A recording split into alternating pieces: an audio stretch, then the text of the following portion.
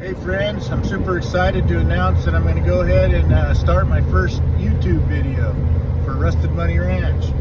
Anyways, it's going to be on a tool that I rented last week and poured some concrete with, called the Mud Mixer. I rented this tool, poured a little bit of concrete. I think it came out to be like 40 bags per square. I did 4 squares. It took about an hour per square with 2 people.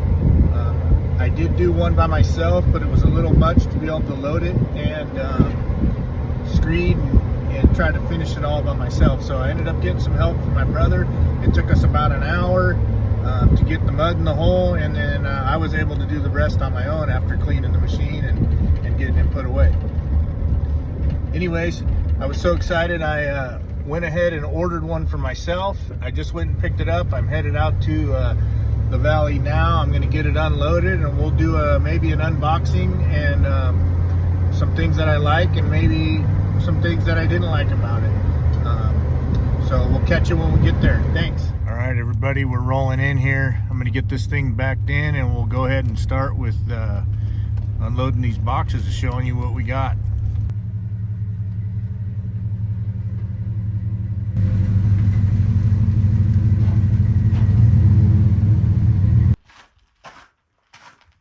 All right, so over here is the little square. Is kind of hard to see because of the sun that I poured. I did it last week. I did those two, one on a Friday, one on a Saturday. Came back the next week and did these two, one on a Friday, one on a Saturday. 37 to 40 bags per hole. I think they're 6.5 by 9.5 by 3.5 to 4 inches thick. Total of a space of 20 by 14. And each one took about 45 minutes to an hour to fill with 2 guys.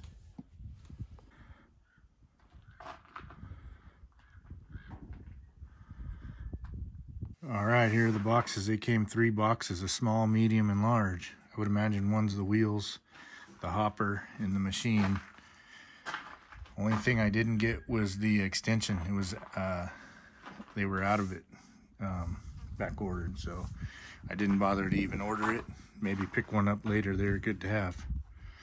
And I'll set you up on a time lapse on unboxing. All right, this box has the wheels, instructions, extra stainless bolts.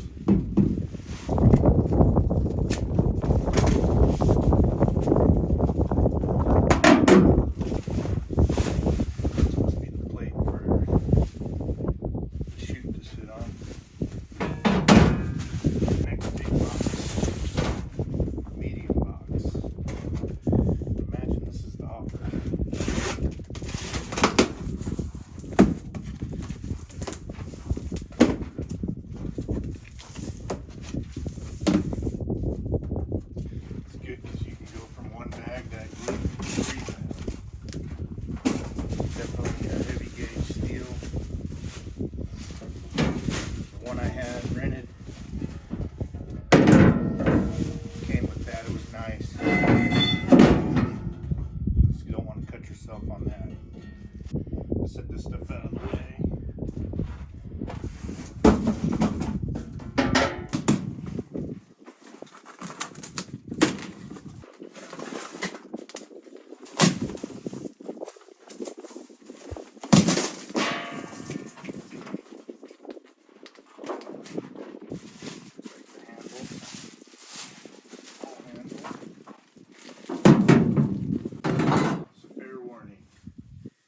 Bottom of the box to stiffen it up are these fur strips with nails in them. Mine weren't this way, they were this way. Got me. Anyways, take note of that. Alright, that was a workout. That was a lot of cardboard, but definitely packed extremely extremely well. Got everything out of the box, and all the hardware that it comes with is individually packed. I've already busted into it, but this is all the hardware you'll need. Everything's labeled on the back, so you can check the, you know, with the manual to make sure you got everything you need to put it together. I'm gonna open up this book and start assembly. Step one is we'll put the mixer upside down. Put it upside down and start with the plate. Probably weighs about 80 pounds. I don't know. Step two, bushing. This is what they're calling the bushing.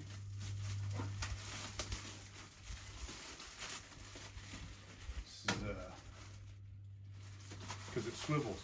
It swivels right and left, so you don't have to move it.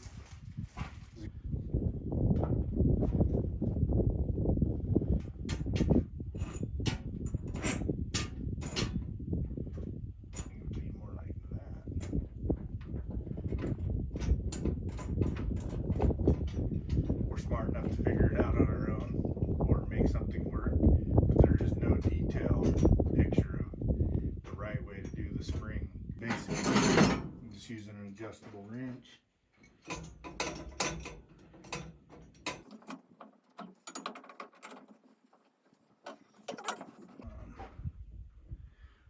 You just want to tighten it up so it has, you can spin it easily when it's full.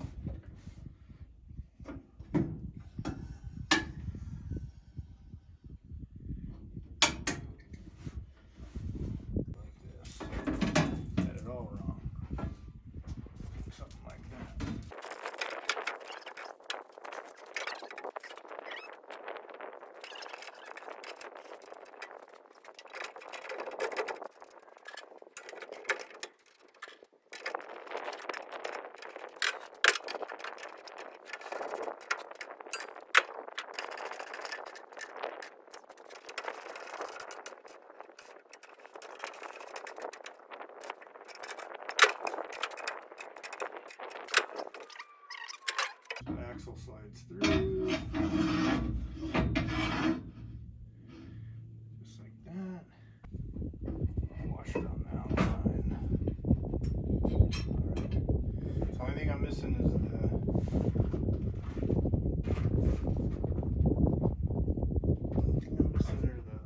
pins to lock these in. I'm gonna cut you off right here and see if I can find some pins. Alright. Just went to the trusty rusty C-train and got my Harbor Freight cotter pins set. I would imagine the cotter pins were in there, but I'm like a bull in a china shop. When I was ripping and tearing, I probably threw them away.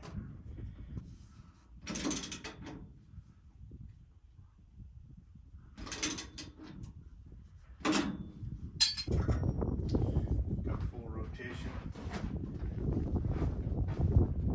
all the way, and of course I can't spin it the other way, but it'll go the other way as well. It's got a locking pin. To be able to spin it, you got to clip on this, and it's got a little notch in there. You can turn it, lock it, spin it, and then when you want to go back to travel even with it, put a hole over here, pin locks in, it doesn't spin. Set that in there.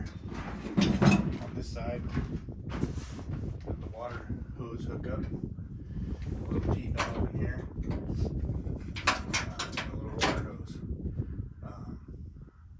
Once I get it on the ground, we'll go over it again. Let me get it on the ground and I'll cut back in. All right, here's the mud mixer put together. Do a little walk around. This down here is the little locking pin I was talking about. Pull it up, lock it in place, and that enables us to spin right or left. I won't spin it, I already did. Making the way to the chute or around to the front. This is locked in. This piece slides off, and there's the auger system, and that's the little water ports. So if you get any rocks in there or any binding, you can pull this off, clean it out, slide it back into where you want it. And there's two little pinholes here. just pin it in place, and you pull that off to clean it.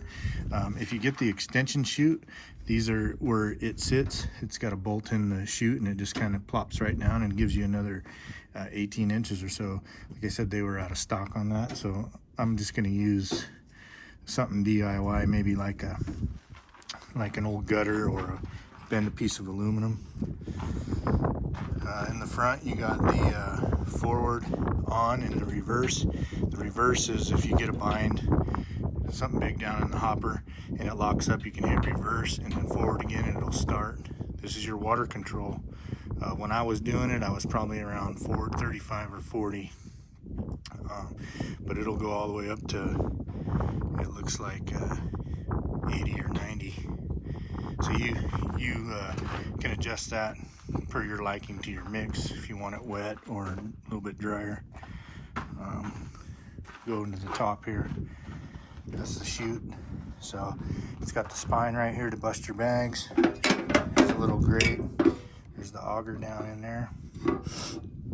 It'll sit in there. You dump your bags in. It'll catch any big rocks. This is sharp though. We have busted a knuckle or two on that. I'll show you when I put the hopper on it how I put the bags in. I won't load it, but I'll just go over. It comes with a water hose, obviously a little squirter, little T-valve on here that I was talking about. You put your main water hose into here, and that'll get your water to your hopper, and you can adjust it at the top up there. As soon as you turn this valve to use the hose, it cuts the water off. And I think if you leave it on and you use the hose, it also cuts the water off to the mix. So you want to be careful when you use this hose that if it's mixing, you're probably not going to get the consistency mixture out of there because you're taking water away. Another thing we discovered is if you need to shut the water off, you can just turn it all the way back towards the red. And that kills the water as far as it did on the one that I rented. And that was a little good to know that we didn't have to shut it off down there or shut the hose off every time. Let me get the hopper set on there, and you'll see it gives you a little more lift, about 4 inches on top. And there the mud mixer sits with the hopper on it. You can see it just sits on top of that other one. Now, a lot of guys will take their bags and they just put it flat this way and bust it and pull up the sides. The issue I was having was if you let the bag get down underneath this lip in the hopper, when you go to pull the bag out, it lifts the hopper. So I turned my hopper this way when I was loading it from the side, and I would just set my bag and I'd put it on edge and bust it on edge and then pulled up the ends, and it seemed to work really good that way. Anyways, that's my little new concrete machine. It's going to be doing a lot of concrete around here, possibly the floor inside this little garage area that I'm building to park my old trucks and parts on. Hope you guys like this review. Let me know what you think. If you own one, let me know if you have any hacks or any upgrades you did to make it even better. I have no negative things to say about the machine. It was packed to the hilt, no dents, nothing in it. Just me throwing it around, but it's going to get used, so yeah, good looking out. Have a good day.